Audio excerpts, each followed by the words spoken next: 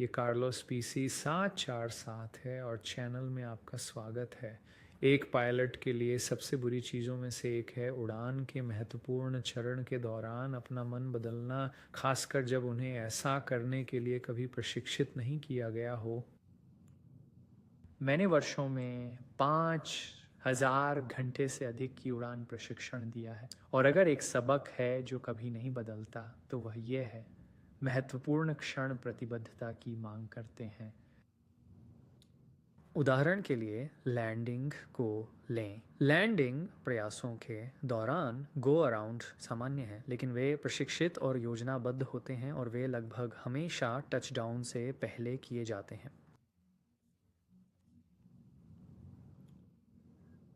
कभी कभी जब एक एयरलाइनर बहुत ख़राब लैंडिंग करता है तो एक गो अराउंड शुरू किया जाता है। वे सफल होते हैं क्योंकि उन्हें तुरंत किया जाता है।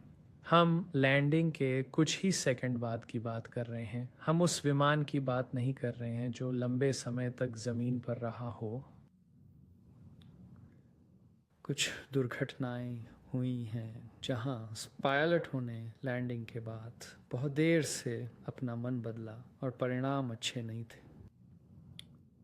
ये खराब पायलट नहीं थे, वे बस त्वरित पल भर में निर्णय ले रहे थे जिनके लिए उन्हें कभी प्रशिक्षित नहीं किया गया था। और यही समस्या है। जेट्स में हम लंबे ग्राउंड रोल गो अराउंड के लिए प्रशिक्षण नहीं देते, हम इन्हें सिमुलेटर में भी नहीं करते, क्योंकि एक बार जब आप ज़मीन पर स्थापित हो जाते हैं तो आप ज़मीन पर ही रहते हैं। यही नियम है। बीच में या उसके बाद अपना मन बदलना एक पायलट के लिए सबसे बुरी चीज़ों में से एक है। यही ठीक वही हुआ जो दुर्घटना में हुआ जिसे मैं अभी आपके साथ साझा करने जा रहा हूँ। ये एक हॉकर्स 800 विमान में हुआ, एक विमान जिसे मैं अच्छी तरह से जानता हूँ क्योंकि मैंने हॉकर्स विमान में कप्तान के रूप में 3,000 घंटे से अधिक समय बिताया है। यहाँ मेरी एक तस्वीर है हॉकर 800 में। मैंने हॉकर विमान 10 साल से अधिक समय तक उड़ाए। जीवन की हानि के कारण ये NTSB के लिए एक प्रमुख जांच बन गई, जो सालाना लगभग 600 जांचों में से केवल 2 से 7 के बीच औसतन होती है। मैं मैक्रो NTSB रिपोर्ट से सीधे पढ़ने जा रहा हूँ। 30 जुलाई 2008 को लगभग 9:45 central daylight time, East Coast Jets flight 81 एक हॉकर स्पीचक्राफ्ट 125-800 नवंबर 8 एक 8 माइक विक्टर ओवाटोना क्षेत्रीय हवाई अड्डे पर रनवे 30 पर लैंडिंग के बाद गो अराउंड करने का प्रयास करते समय दुर्घटनाग्रस्त हो गया।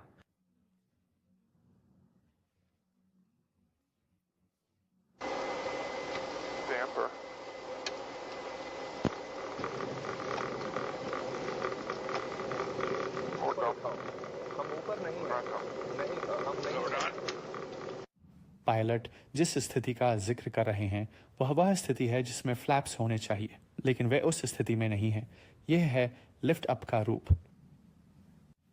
रिवर्स और फोरवे स्टीयरवे एयर ब्रेक हैंडल उड़ान के दौरान स्पीड ब्रेक रिसाफ में कार्य करता है एंड लैंडिंग के बाद पूर्ण फ्लैप्स के साथ लिफ्ट अप हैंडल के रूप में भी। तस्वीर के नीचे केंद्र में लाल घेरा उस सीमा को दर्शाता है जिसके साथ air brake lift up handle चल सकता है। लिफ्ट डंप की पुष्टि करने के 2 तरीके हैं। पहला तरीका इस छोटे गेज को देखकर है और एक आसान तरीका यह है कि यह सुनिश्चित करना कि लिफ्ट डंप हैंडल पूरी तरह से पीछे खींचा गया है। मुझे लगता है कि हॉकर्स लिफ्ट डंप सिस्टम में एक डिज़ाइन खामी है। मैंने खुद कई बार इस समस्या का अनुभव किया। तथ्य ये है कि लिफ्ट डंप के काम करने के लिए आपको कई कदम पूरे करने होते हैं।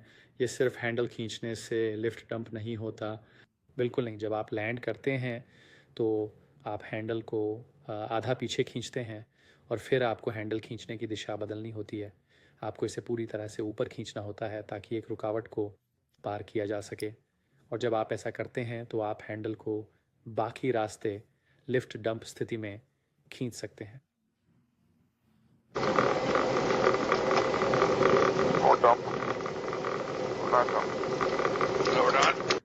अपेक्षा पूर्वाग्रह व कारण है कि सह पायलट ने शुरू में कहा हम डंप हो गए हैं, जबकि वास्तव में फ्लैप्स डंप स्थिति में नहीं थे। फिर उसे कप्तान को सूचित करना पड़ा।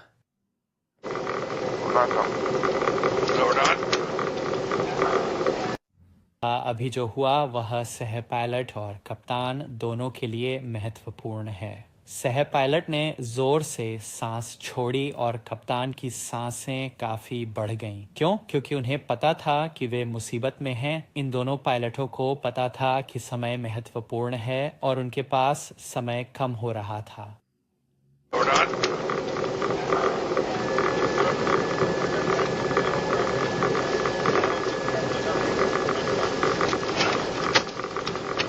उस अंतिम क्लिप के ध्वनि स्पेक्ट्रम विश्लेषण से पता चला कि कप्तान ने वास्तव में लैंडिंग के बहुत देर बाद लिफ्ट डंप को वापस खींच लिया था। लिफ्ट डंप वास्तव में केवल टचडाउन के तुरंत बाद प्रभावी होता है। यदि आप इसे लैंडिंग के कई सेकंड बाद तैनात करते हैं तो यह उतना प्रभावी नहीं होगा।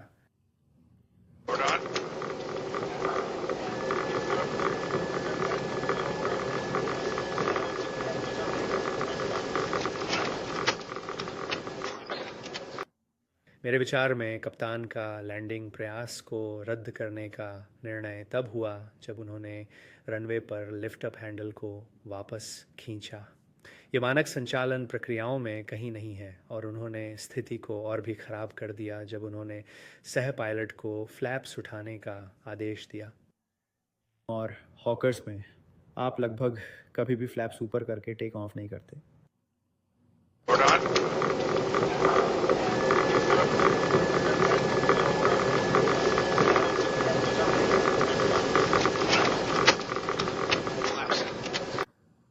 शायद सबसे महत्वपूर्ण बात यह है कि कप्तान लिफ्ट हम्प तैनात होने के बाद गो अराउंड का प्रयास करने जा रहे थे। ये ऐसी चीज़ नहीं है जिसके लिए वे कभी प्रशिक्षण लेते हैं। ये ऐसी चीज़ नहीं है जिसके लिए मैं कभी प्रशिक्षण लेता हूँ। ये ऐसी चीज़ नहीं है जिसके लिए हॉकर्स पायलट प्रशिक्षण लेते हैं।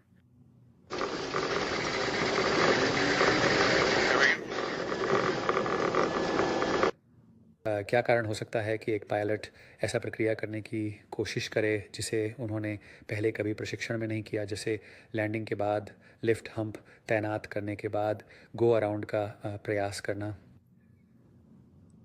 बाहरी दबाव आमतौर पर शायद पायलट मुसीबत में नहीं पड़ना चाहते थे। अगर वे रनवे से बाहर निकल जाते, भले ही धीरे धीरे, यह निश्चित रूप से उनके रिकॉर्ड पर एक निशान होता और यह निश्चित रूप से उनके भविष्य की भर्ती संभावनाओं को प्रभावित करता। वह ILS सेंटीना एरिया था जो उनके गो अराउंड के प्रयास में नष्ट हो रहा था। अन्य योगदान कारक थे थकान और मौसम। रनवे पर अभी अभी बारिश हुई थी और कप्तान ने टेलविंड के साथ लैंड करने का निर्णय लिया।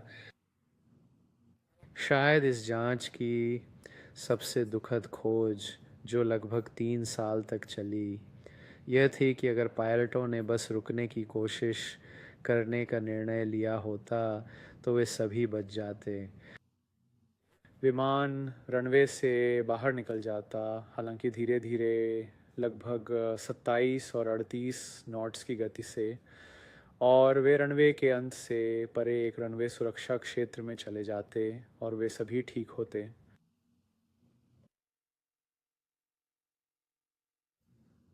विश्लेषण से पता चला कि उन्होंने 5,500 फुट की गीली रनवे पर 1,400 फुट नीचे लैंड किया, जो मेरी राय में और पीछे की हवा के साथ छूने के लिए बहुत दूर था। निम्नलिखित एनिमेटेड पुनर्निर्माण भी NTSB द्वारा प्रदान किया गया था। हालांकि चूंकि विमान के केबिन के अंदर वास्तव में कोई कैमरे रिकॉर्डिंग नहीं कर रहे थे, इसलिए इसका बहुत सा हिस्सा व्यक्तिपरक है और अनुमान पर आधारित है।